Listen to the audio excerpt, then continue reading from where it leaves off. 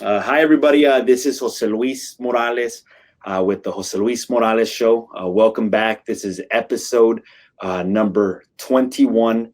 Today, we've got a very special guest. His name is Marc Mckenzie. He's a local attorney here in town, works for Acorn Law. We've got a topic that not a lot of people are talking about, but it's something that everybody should know, especially if they have parents that are getting older in age. So welcome to the show, Marc. How are you? I'm good. How are you? Thanks for having me. Welcome. Good. So I named the topic of today, I named it How to Take Care of Mom and Dad as They Get Older. And that's what I wanted to talk to you about. I know that obviously you specialize in this area of law, and you have a lot of information to share with people. So let's start off. What is elder law?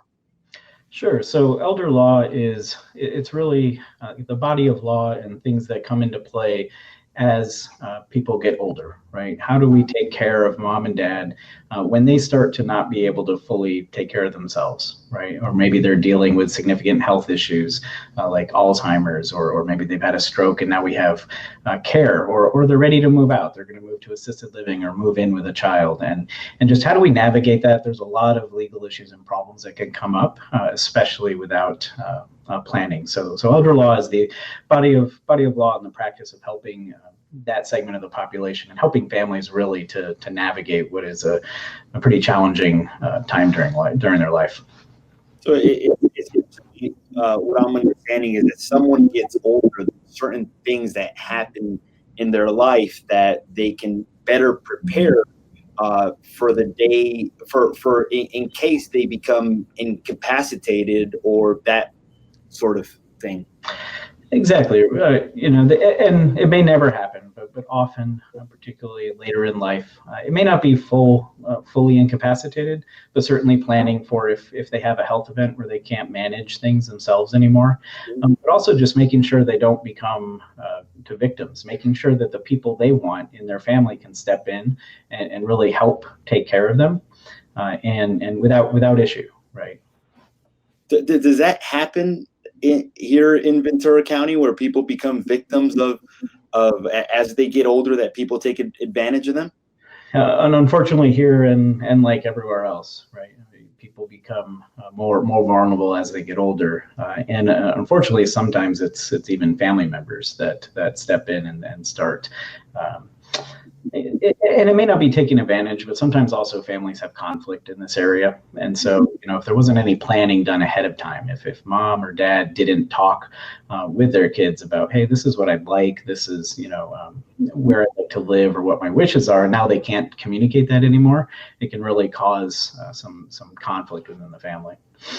You mentioned to me a situation that I've experienced recently as well, too, where maybe like a son can move in with their parents and convince them to deed the property over to them versus the rest of the family. I mean, right. And maybe that's their wish, but maybe they were influenced. And unfortunately, if the parent didn't set up a plan ahead of time, didn't have protections in place to back when they were able to really make these kinds of decisions, you can end up with situations like that. And and they're always sad when that happens, because that's the type of thing that makes family members not talk to each other or end up in court fighting about each other. And so it's really important that mom and dad talk to the kids and talk to the family, and they have a plan, right? That's really, you'll probably hear me say this repeatedly. I always say it's really important to just plan, because this is something that everybody is going to face at some point. And so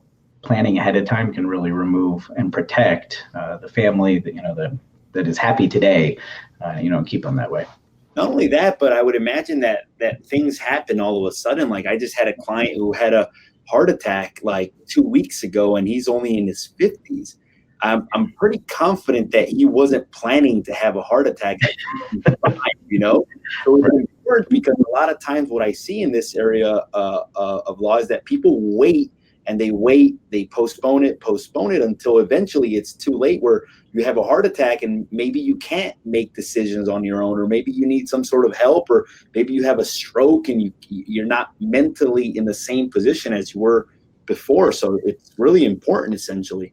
Right. It's, nobody's planning on this, right? No. Unfortunately, this is an area where it's very hard to fix something after the fact. It's very hard to go back. We can't go back in time.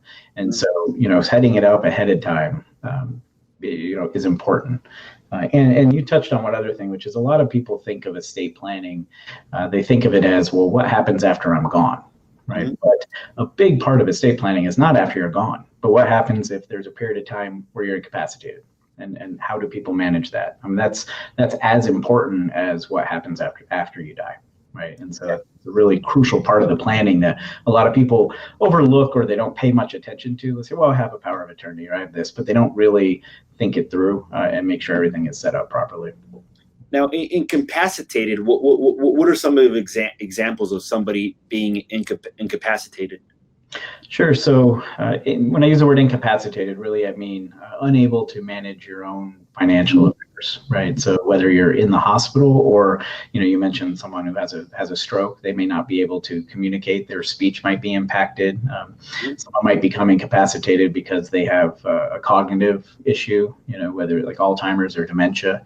And sometimes they know ahead of time. They got a diagnosis early on, and they say, well, at some point, I'm not going to be able to manage my money myself. I need to make sure that I have someone chosen, someone I want in my family who can step in and do that for me. Great. Now, as adults, as parents get older or adults get older, how can their children help plan for their future? Right. So really, this is something, it's not a comfortable topic.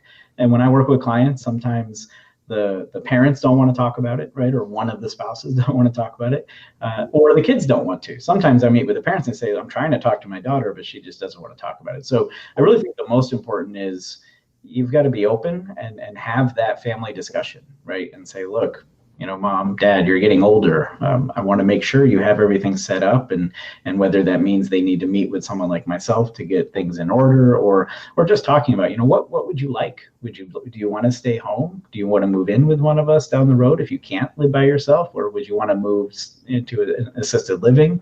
And just have those conversations, right? And they're not fun. They're not, this isn't a light topic, but it's very important that those lines of communication are open. That's the most important, because you have to do that part first before we can create, and get the legal things in place so everything is set up. Yeah. Not only that, but I mean, I think it's important to have those conversations before something happens to the point where they can actually make decisions for themselves. Now it's on the family to make those decisions, whether they want to move into an elderly facility, a senior place. So it's uncomfortable, but I would imagine it's more or less what the adult wants in that case. Right. And, I'll ask you, where do you think families fight the most in the area of estate planning and this? Most people say, money. They fight about money. Families want to know who gets the money after you're gone. And yeah, people fight about money a lot, but I'll say I see almost as frequently, I see families fighting about how do we take care of Mom? How do we take care of Dad? Right. And they disagree about what should be done. And I see that level of conflict almost as frequently as I see people fighting about, money after the fact. So essentially, if I hear you correctly, if somebody is able to do this in advance, where they can actually talk to the adults, they can actually not have to fight about this in the future, because there's already a plan as to what the person wants to be done under certain circumstances. Exactly. Right. They've had these conversations, and so now everyone's on the same page. They already know, what Mom or Dad would want. Great. So what are some of the problems, Marc, that you see happened between aging adults when they don't plan for the future? Well, one of the ones that you brought up that is one of the worst is there's something happens. There's a major health event like a stroke, and someone is suddenly incapacitated, and they haven't done any planning. If that happens, then the family is stuck. They can't do anything. They have to go to court, and they have to go through a process called conservatorship. And that means they petition a court. The court will investigate and look into the circumstances and then decide who should be put in charge. If the family disagrees about who should be put in charge, well, now you might have them fighting in court about that. And then even after being appointed, you're subject to court supervision. And so it's a very expensive, lengthy, stressful process that someone needs to go through. But that's the only option when somebody's incapacitated.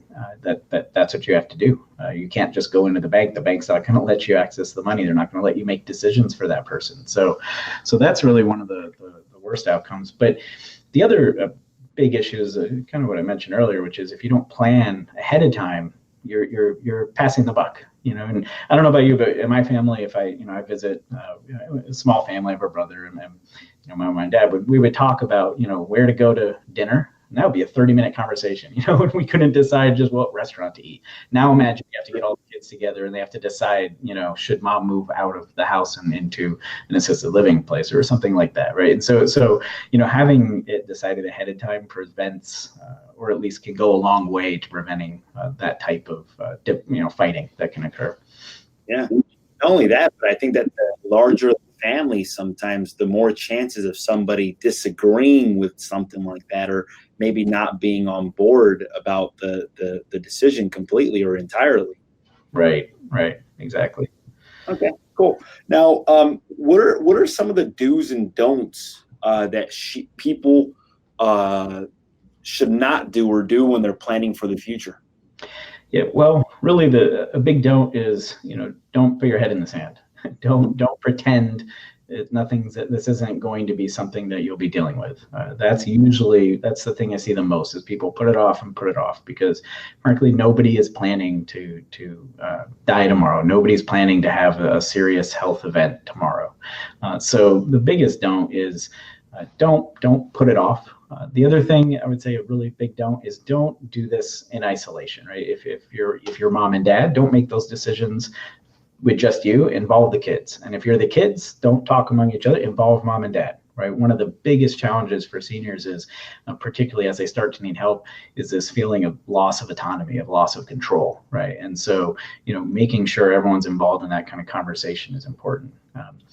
Another one of the do's, I'd say, is once you've started talking about it, make sure to actually get something in place, right? So whether you see someone like myself or another attorney, make sure that everything is set up. Don't just say, well, they saw an attorney 20 years ago, I think everything is fine. That's not usually the case. So do make sure to not only do the initial planning, but review the plan and make sure it's up to date and it's still all going to work and everybody's still on the same page. How often should somebody review that plan? Typically, I say at least once every 3 years or when anything major happens. So about once every 3 years, you really should make sure everything is still legally effective. I can't tell you how many times I have people call me and come into my office because they say, well, I have a power of attorney mom gave me, 8 years ago, but now the bank isn't accepting it and there's a problem, right? And so making sure things are in place. It's kind of like insurance. It's not just getting it, but it's keeping it, right? And keeping it up to date. Before you need it, yeah, a lot. One of the things that I see frequently, Mark, is like, for example, like somebody establishes like a living trust and then they go out and refinance a property. But in order to refinance the property, they take the title of the property out of the living trust into the personal name and then they forget to put it back in the trust. So essentially it leads to something like probate, but essentially it's something that if you're consistently updating your plan, it could be caught in time and could avoid some problems in the future. Right. Absolutely. And that's probably the single most common reason trusts don't work the way they're supposed to, that the plan that was set up isn't effective, is that issue of funding, of not having, whether it's their house or financial accounts in the trust. That stuff often gets out of whack. I call it the Home Alone problem, right? If you remember Home Alone, the family runs through the airport and they get on the plane and they forgot the 6-year-old at home, right? And now they have a problem. So it's kind of like that, right? Yeah. So yeah, it's very important to stay on top of that as well. So in terms of long-term care, as people get older, what is long-term care? Right. So long-term care, that term means care that is either provided in the home, so somebody coming to the house a couple hours a day or 3 times a week, or maybe more than that, or assistance living. So people are often familiar with assisted living, right, where you live somewhere where they can cook meals and there's activities and they provide some transportation assistance. That's assisted living. Or in more serious situations, nursing home level of care, right, or what's called a skilled nursing facility, where someone needs 24-hour medical care. And so long-term care is that type of care that somebody needs. It's not the acute, not a few days in a hospital, but when someone needs care and assistance for a longer period. Like, for example, like if somebody has some type of medical issue that, like, give me some examples of something like that. Sure. So, just when someone gets older, they may not be able to drive anymore. So they need someone to help them drive, or they may not be able to prepare their own meals. So they need someone to come and help cook food and do the dishes. Or, somebody has mobility issues. It can be, assistance getting around the house, right? Or when someone needs assistance, they can't do anything all themselves anymore, right? And often it's a family member who moves in or comes by and is able to help out, but sometimes the family isn't able to do it, or they're out of the area, or sometimes the amount of care needed is more than the family member can provide. Agreed. Cool. How do people pay for this long-term care, like if they actually need it? Right. So there's generally 3 ways to pay for long-term care. One is you pay privately. You just pay out of your pocket, right? And so that can be mom and dad savings, or that could be the kids, right? But long-term care is pretty expensive, and so that is one option for some people. Some people can pay privately. Sometimes that can mean tapping equity in their home and doing something like a home equity line or reverse mortgage, but paying privately, right? That's one option. Another option for people that have enough foresight to get it and can afford it is long-term care insurance. So there are insurance policies out there. Typically, they're combined with life insurance, but there is a rider on life insurance where that insurance can help pay for that care if you need it, right? So long-term care insurance. The problem with long-term care insurance is if you can get it, if you can medically qualify and it fits your budget, great. It's a good option. It's something you should certainly look at. Problem is, a lot of people wait too long, and now they can't medically qualify. They're too old or too sick. They can't get it anymore. The third option is there are certain public benefits, primarily Medi-Cal, that if you can qualify will help pay for certain types of long-term care. In that context, primarily will help pay for nursing home level of care, which is the most expensive level of care. And if you can qualify, it'll help pay for that. And just so people understand, like, the word expensive, how expensive is it? Like are we talking about like $1,000, $5,000, $10,000? I know that it's probably going to vary, but just give the consumers of how important this is to actually begin planning for this. Right. So in-home care varies quite a bit, because you can imagine there's different needs. Someone might only need someone to stop by a couple times a week. Someone else might need someone to be there all the time. So in-home care can vary anywhere from $1,500 a month to $20,000 plus a month if you need significant care. That's in-home care. Assisted living is kind of the next level of care. So that's or independent living, a lot of people are familiar with, where that's a place where it's kind of like you're in your own apartment and they help prepare meals and provide some transportation. And that typically is anywhere from, $3,000 to $6,000 a month. That's for assisted living. And then also boarding cares are kind of similar to that. And then there's where you need more care, there's nursing home level of care or skilled nursing. A lot of people are familiar with skilled nursing if they're ever hospitalized and they go to what's called rehab after the hospital, and they spend a couple weeks there and then they go home. But that's skilled nursing. That's 24-hour medical care, and that the average in California for skilled nursing is $9,300 a month. So it's very expensive. Well, some people don't make that while they're working. Like, right. Imagine while they're older and retired. So it's good. Right.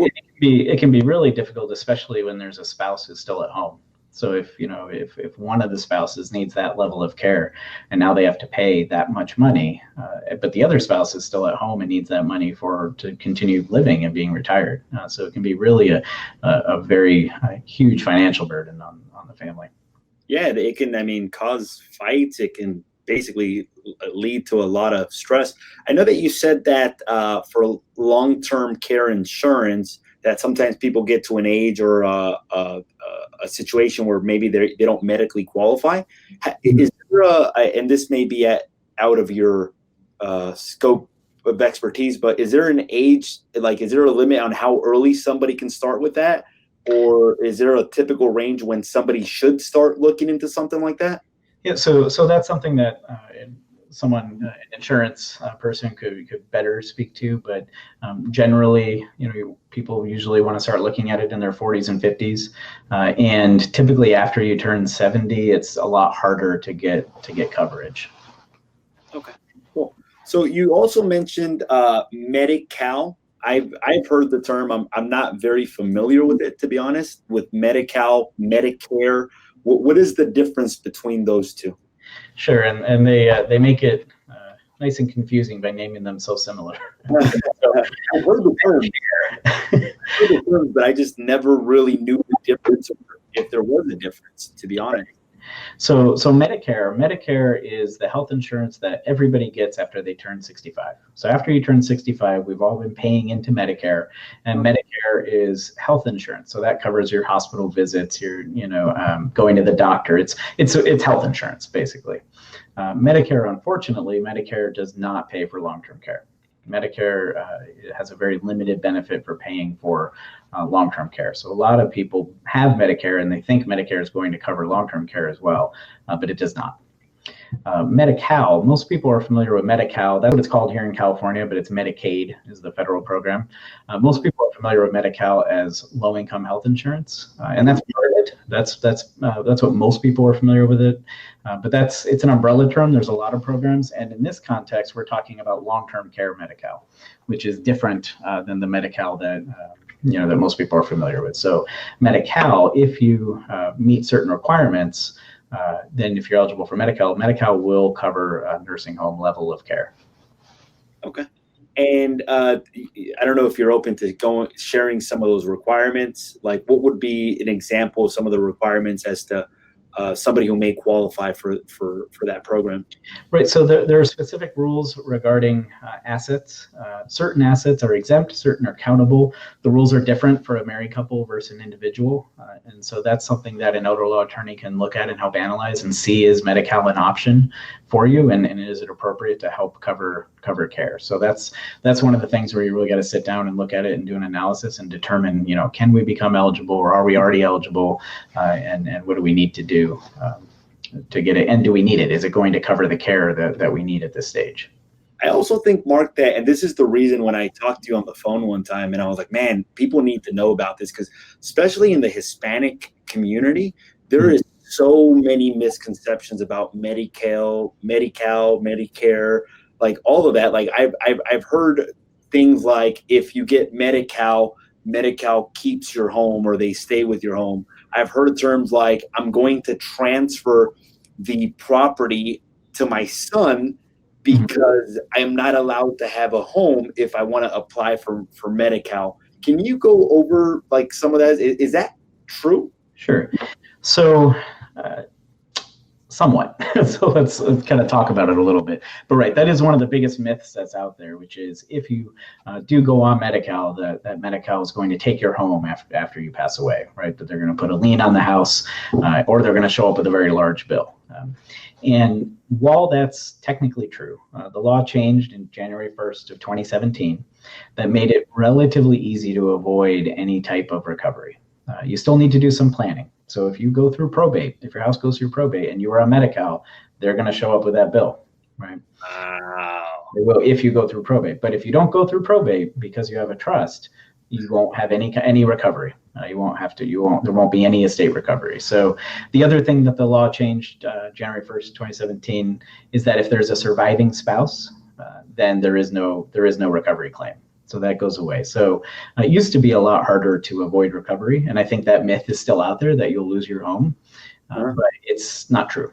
We can do planning, and it's relatively straightforward to avoid any type of recovery. So that is something that really shouldn't be a concern. And certainly we'll kind of talk, I think, about the tax issues, but it's not a reason to transfer a home. The other thing in terms of qualification, some people think I can't have any money at all. And that's not true. There's countable resources and non-countable resources. What's non-countable is your home. You could live in a $5 million house down in Malibu, and that doesn't count against you, right? So you can own your home. Also, your retirement accounts are exempt.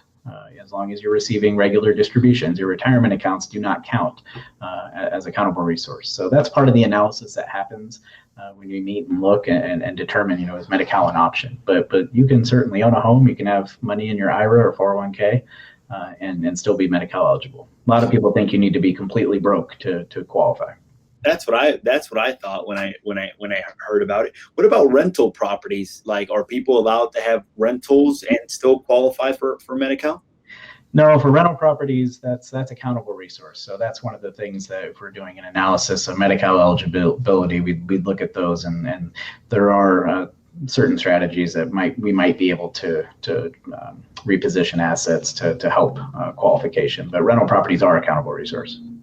Okay. And I think that you said something really big on there. You said that if, and for the listeners that didn't catch this, that if you go through probate, the Medi-Cal can come back. But essentially what I took from that is if you set up a living trust and it doesn't go through the probate process, then they can't go after that recovery, which is even more of a reason for somebody to meet with an attorney. Because I mean, if there's 200,000 of medical bills or Medi-Cal bills and there's no living trust, something that doesn't cost very much money, that's right. It's huge. It's huge. And you have it exactly right.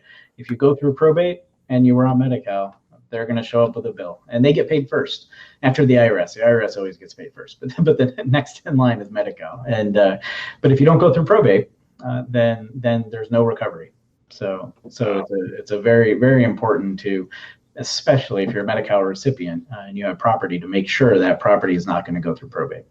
Not only that, but what I took from there is that there are certain strategies that are available to consumers that maybe if they own rental properties, or maybe if they feel like they may not qualify, by meeting with somebody like you guys can help them strategize to see what is the best plan for their specific situation. So what I see a lot, not only in the Hispanic community, Mark, is that a lot of people will talk to their cousin, they'll talk to their friend, they'll talk to their uncle.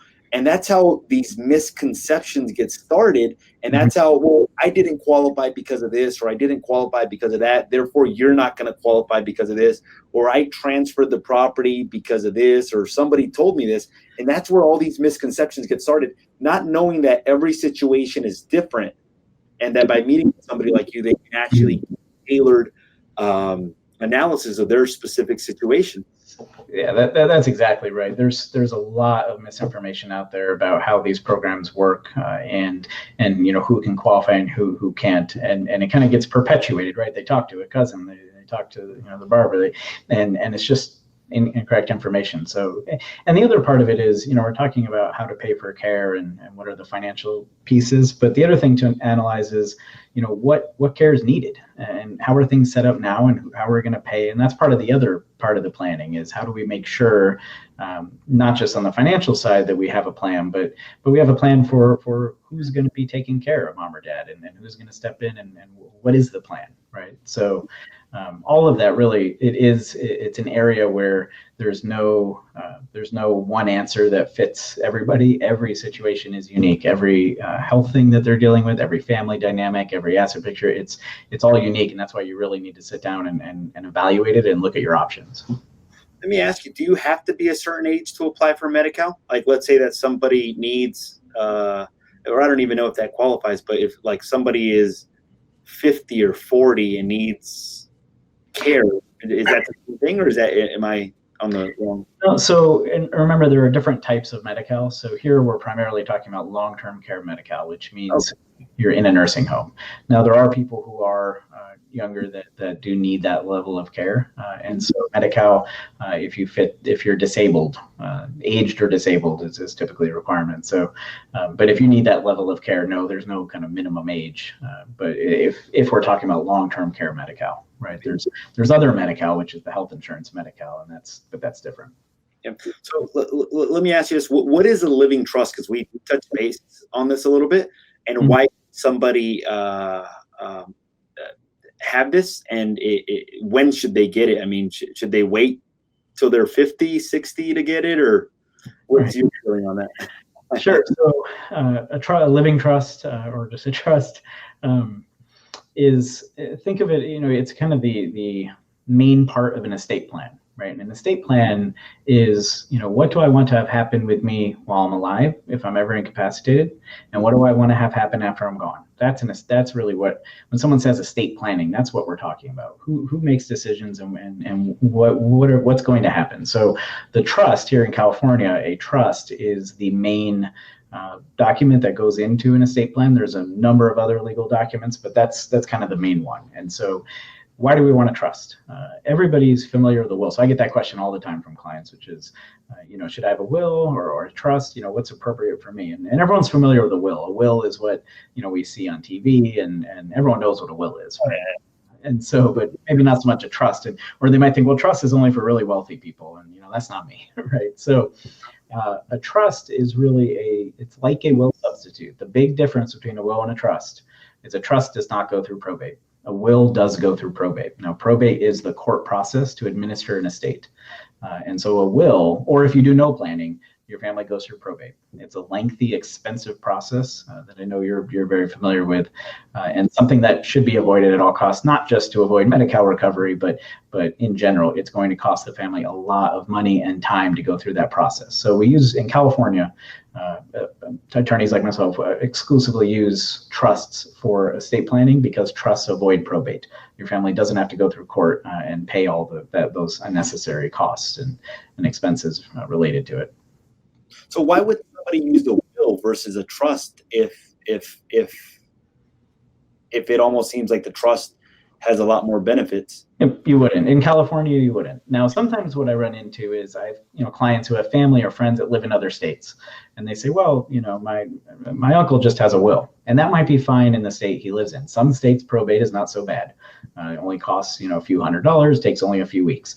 In California, we have arguably the worst probate process in the country, which is probably not too surprising, but we have a very expensive, lengthy probate. So our probate process is really bad. And so if you live in California, you want a trust. Now, the one exception to that is if you have less than $150,000 and you don't own any real estate, then you could use a will and not go through court as well. So I usually ask people, I say, well, you own a house? And they say, yes. I say, okay, you should have a trust. I don't really need to know much else to know that a trust-based estate plan is going to be an appropriate plan for them.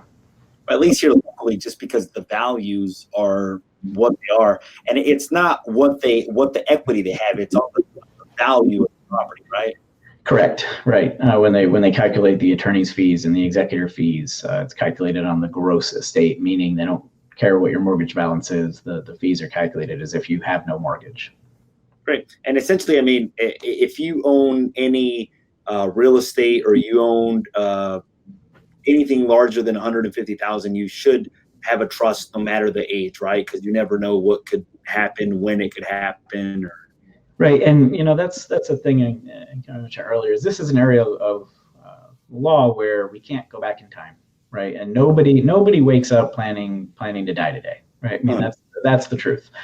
But you know what? I have yet to meet the immortal client. Everybody, all of us, are going to pass at some point, and so you should have a plan in place. So you ask, kind of what is an appropriate age, and really, all of us need an estate plan.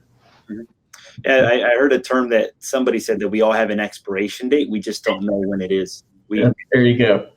Know when it's coming for us. Right. So I hear this a lot in the Hispanic community. This is big. A lot of times they transfer property to a son, a daughter, a family member. Mm-hmm. What are some of the negatives of doing something like that?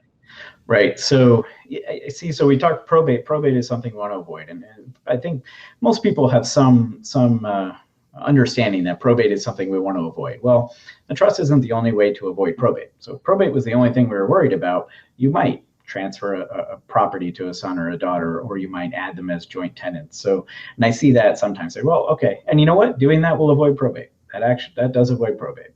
But there's a lot of other problems with doing that. So.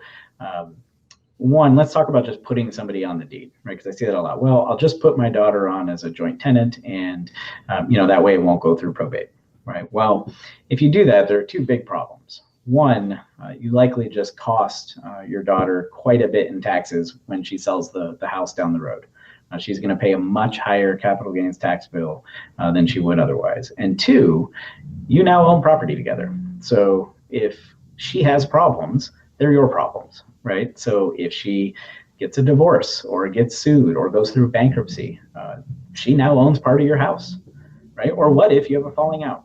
What if you put someone on your deed and then down the road you don't get along anymore? You have a fight, or you want to do something with your property. You might want to refinance, or something I see sometimes seniors do is they'll take out a reverse mortgage to help pay for care. And sometimes that might be appropriate.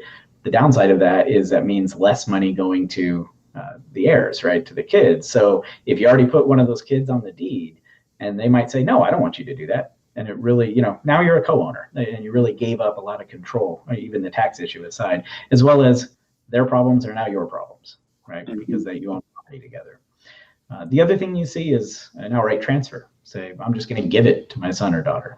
And that makes the tax problem even worse, right? So, and I know you see this regularly. A lot. I hear about it all the time when I'm talking to people, and I'm just gonna apply for Medi-Cal, and I'm gonna transfer my property over to my son because they think that they can't have a personal residence when applying for Medi-Cal, and I'm like, okay, like I didn't know enough about it, so there's nothing. Right, and but down the road when that property is sold, I mean, you've seen the capital gains tax bill that shows up when you do that, right? So why is that? Like, let's say that I'm 80 and let me give you an example. Let's say that I bought a property for $100,000. Mm-hmm. That property has appreciated to $500,000. Mm-hmm. I have my sister or daughter on the deed because I don't want to go through the probate process, which fixes that portion, and it makes it so that I don't have to go to the probate process. But what happens after my passing? Right. So in that case, or let's you can make it even a little simpler. You say, you know what? I know it's going to go to my son, so you deed it over, you gift it to your son, right? And you paid $100,000 for it, and then you pass. Then so you just gifted it to him. Now he says, okay, now it's time to sell the house. It's as if he paid $100,000 for it, what you paid. So that means he's going to pay capital gains on $400,000 of gain. And because it's not his primary residence, there's no exclusion. There's nothing. He's going to pay taxes on all of that. So here we're talking over, in that example, over $100,000 of taxes that will have to be paid on the sale of that house. But if you had kept that house in your name and passed away, and then it went to your son via a trust, that gain gets erased. It's as if your son paid fair market value, in this case $500,000, for the house. So if he then turns around and sells it, no taxes, zero. So it's a huge difference, and it's a really big surprise sometimes for the kids when they find out what the tax consequences of that transfer were. So let's talk about this. Essentially, when you say that it becomes fair market value, like whatever he sells it, what is that called, and how does that work roughly? Right. So that's called a step up in basis. So basis is what you paid for the property. So in this example, it was $100,000. That's your basis. If you sell, whatever the difference between the sale price and your basis, that's your gain. Now, if it's your primary residence, there's an exclusion, $250,000, but often there's still some taxes owed here in California, given our property values. So your basis is what you paid for it. That's simplifying a little bit, but essentially your basis is what you paid. When you die, whatever property you own, when it goes to your heirs, whether it's the kids or anyone else, it's as if they paid whatever it was worth on the day you died. it gets a step up in basis. The basis gets adjusted from, it doesn't matter what yours was. They get a basis equal to whatever the fair market value was on the date of death. So it's a huge tax issue, and tax benefit really to holding on to things until you pass, right? Particularly houses you've owned for a long time.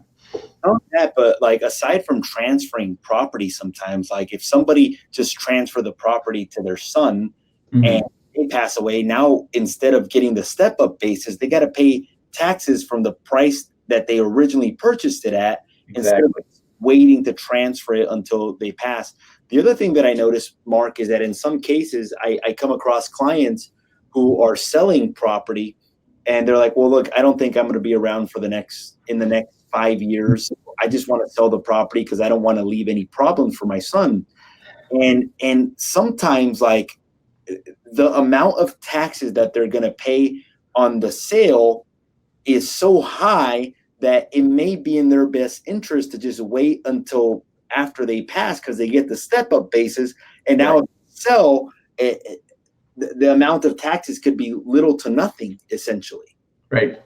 Absolutely. That happens a lot where I say, well, I'll just pay the taxes and there's a much easier way or better way to transfer that property without hassle, without a problem.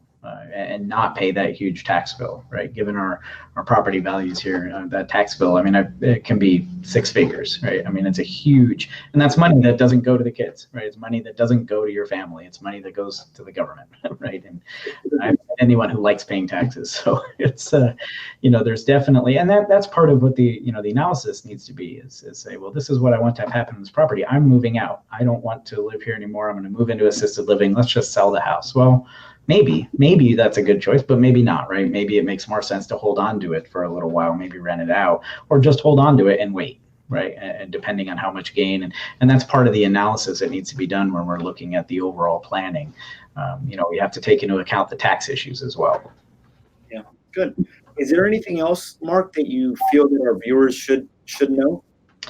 I would just say, kind of touching on what I said earlier, everyone needs a plan, right? And this is something that people don't like to talk about and everyone puts off, right? It's something that we all kind of know is important, but don't really get around to doing. And it is so much harder to try to fix things. Sometimes you just can't fix them, but even fix things later.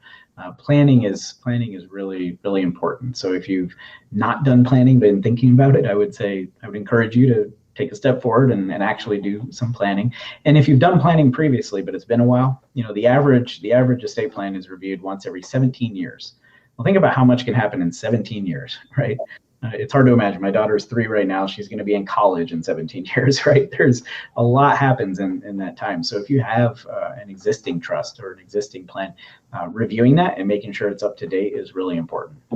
Not only that, but I've heard of situations, Mark, where somebody has a living trust set up, then they get divorced, never update their living trust, then they get remarried, then they get divorced again, then remarried, and they never updated their living trust. So now it creates like a lot of problems for the family. Here's one question that I did forget to ask you. If someone does add their son on the deed, and realizes by maybe watching this video or talking to another attorney that that there could be a step-up basis problem or a tax problem in the future, is there something that they can do after they've already done that to correct that? Absolutely, assuming they still get along with their son and he's cooperative or that family member. Definitely, you'd want to see someone like myself, and we can fix that and remove them from the deed and do proper planning to make sure that you don't have those really negative tax consequences. So we can definitely fix that, but you would want to see someone like myself to look at the situation and kind of undo it. Is it ever too late to undo it? Besides, they pass. So, so if someone passes or someone's lost capacity and there isn't planning in place, right, or if that relationship is soured, right, or there are creditor problems, right, someone's currently being sued or in bankruptcy, that can tie your hands. So there are a few things that will stop us from being able to fix it. Also, there's something in the tax code that requires the fix to be in place for a year for it to take effect for tax purposes. So, we do have a little bit of a clock there as well. But so it's one of those things. If you know it's a problem, you should fix it sooner rather than later. Perfect. Great. So I wanted to just say thank you, Marc, for being on the show. I hope that this episode of the Jose Luis Morales Show just provides tons of value. If people want to get a hold of you, Marc, where can they do that? Sure. So they can go to our website. It's Acorn Laws, PC, P like Paul, C like Charlie.com, Acorn Law PC, or they can call our office, 805-409-3878. And happy to talk to anyone if they have any of these kind of issues and advise them. We also have a lot of good information and resources on our website that can provide some more guidance. Okay. Great, guys. All right. Well, thank you so much for tuning in. Thank you for watching the show. And we hope that this provided value. If you ever have any questions, reach out to either Marc or myself, and we're happy to help.